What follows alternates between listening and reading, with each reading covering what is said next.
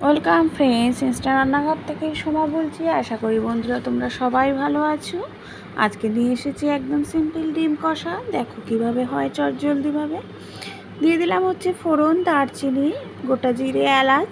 ফোড়নটা দেওয়ার পরে মশলাটা দিয়ে দিচ্ছি। পেঁয়াজ, আদা, রসুন, কাঁচা লঙ্কা একসাথে আমি পেস্ট করে তেলের মধ্যে দিয়ে দিয়েছি। ওদিকে কিন্তু আমি প্রেশারেই বসিয়ে দিয়েছিলাম সিটি। ডিম আর আলু একসাথে আমি প্রেশারে সিটি বসিয়ে দিয়ে মশলাটা যতক্ষণ কষাচ্ছি ততক্ষণ কিন্তু আমার ডিমটাও বয়েল করা হয়ে গেছে। দিয়ে দিচ্ছি হচ্ছে এক এক করে নুন, হলুদ সব দিয়ে আমি কিন্তু মশলাটা যতক্ষণ মশলা কষানোর উপরেই কিন্তু রান্না।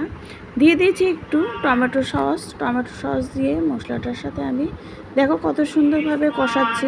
খুব সুন্দর করে কিন্তু মশলা আমার কষানো হয়ে গেছে। এই সময় আমি কিন্তু দিয়ে দেব ডিম আর আলুটা। আলুটাও কিন্তু আমার ভালো করে আমি পরিষ্কার করে নিয়েছি। বয়েল করা হয়ে গেলে সব পরিষ্কার করে নিয়ে আমি দিয়ে দিলাম হচ্ছে ডিম আর আলুটাও। দেখো কতটাই চটজলদি রান্না হচ্ছে। সব আগে থেকে না গুছিয়ে যদি এইভাবে রান্না করো তাহলেও কিন্তু খুব চটপট রান্না হয়ে যায়।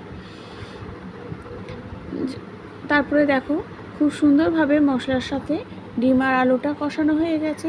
দিয়ে দিলাম হচ্ছে একটু পরিমাণ মতো জল, কারণ সব কিছুই কিন্তু আমার সেদ্ধ আছে, বেশিক্ষণ কিন্তু আর সময়ও লাগবে না। আর এই ডিম কষাগুলো খেতেও কিন্তু ভীষণ ভালো লাগে। নামানোর আগে একটা এলাচ থেতো করে দিয়ে দেবে, ব্যাস রেডি হয়ে গেল এগ কারি বা ডিম কষা। Thank you.